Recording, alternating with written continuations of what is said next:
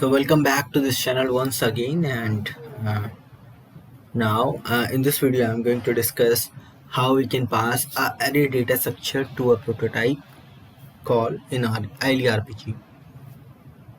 So basically we are passing array DS between two ILE RPG programs using a prototype call. Okay, so how we'll be doing that? I just created one example. Let's look at that example. So this is the example. This is an ILE program which is accepting array DS as an input parameter, okay, and displaying the values in that. Okay, so let's see. So this is an array DS array. So DS having three fields: field A, field B, field C, uh, of characters and numeric respectively, and having dim4 is defined. Okay, means four elements are there in this array, DS array.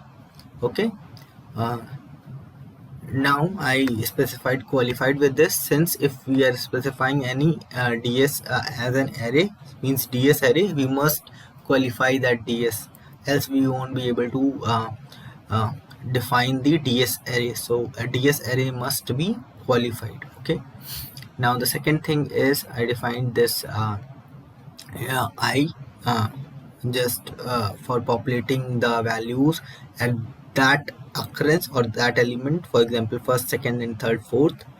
Okay, so this is the prototype and PR and PI for main procedure of this program. So as you can see, ext pgm pointing to this program only. So this is a just replacing the entry parameter list concept and using this PR and PI concept. Okay, and you can see that I have defined DS2 array like DS1 array. Okay, so I don't need to define DS2 array again. So I just use like DS in the prototype to define that DS1 array.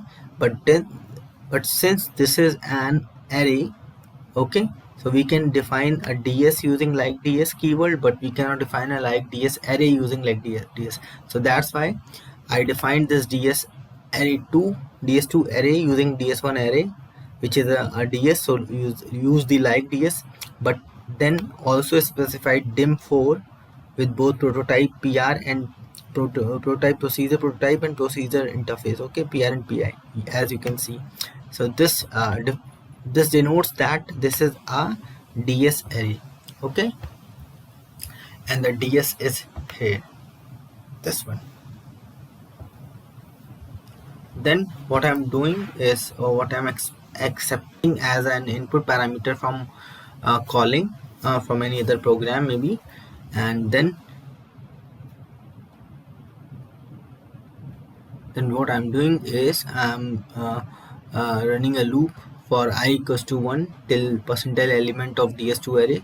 So the element will be 4, so it will execute 4 times and displaying the values in field A, field B, subfields of DS2 array on each element. Okay, so I will be replaced by 1, 2, 3, 4.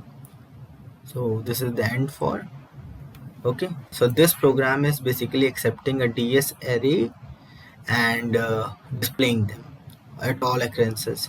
Okay, so how we will be going to define a DS array in a prototype is using this way. Okay, or define DS array as a variable like this. Okay, so that's the thing. Just compile this program. So first thing is compiling the module, creating the module, compiling the source member and creating the module, and then creating the PGM object. ILE PGM28A, ILE PGM28A. Okay, so the module is this. Now this is a program from where I'll be calling that program ILE PGM28A. So here also the same way I define the DS1 array. Field 1, field 2, field 3 are the subfields, and having dim4 means this is the DS array and it's qualified. So to call that program, ILE PGM28A, I use the prototype method. Okay, so I define passing array data structure as a procedure here, and so this is the prototype of that ILE PGM28A. Means this is DS1 array, which is like DS1 array and having dim4.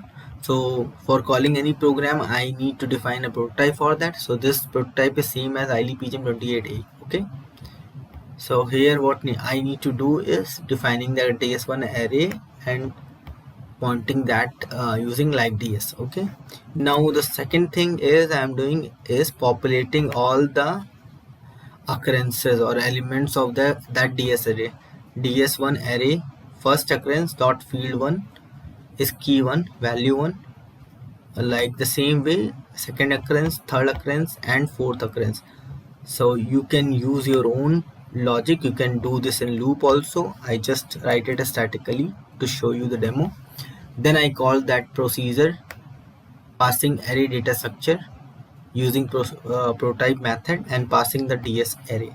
Okay, so this will basically call this program and it will pass the ds array to this program. So let's see, just compile this source member and create the module first and then create the program object.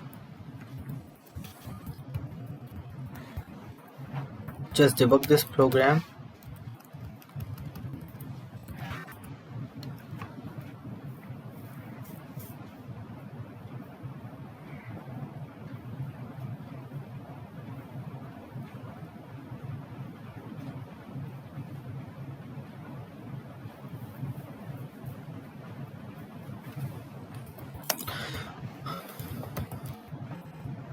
Call ILE PGM28.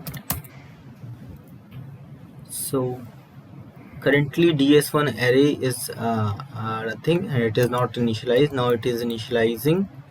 So all the occurrences are initialized and as you can see the data is populated successfully in DS1 array field, and it's of fields key 1 key 2 key 3 value 1 value 2 value 4 till 4. Okay, now I'll be calling that program using this prototype call passing array data structure.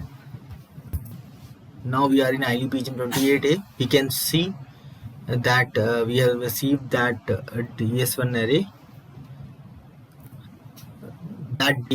which is defined in ILE PGM28 into this DS2 array. So basically this is the entry parameter. So we are receiving the DS array in DS2 array.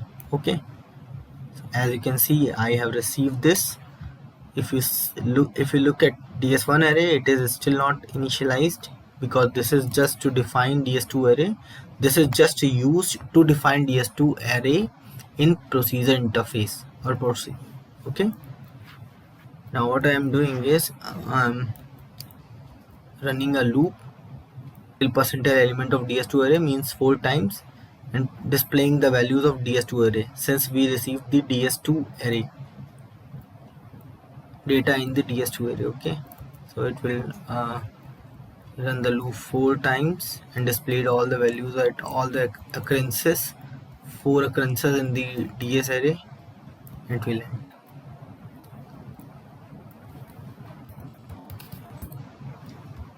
So call it again without any debug. Key 1 value 1 1, key 2 value 2 2, key 3 value 3 3, key 4 value 4 4. So you have seen that how we pass the array data structure, how we define the array data structure in the PR and PI blocks, and how we use the like ds keyword, dim keyword to define that data structure, array data structure, and usage of loops. So these are the things which you have learned from this video, that is passing the array data structure, mainly passing array data structure to a prototype in ILRPG. So that's all in this video. Thank you and have a nice time.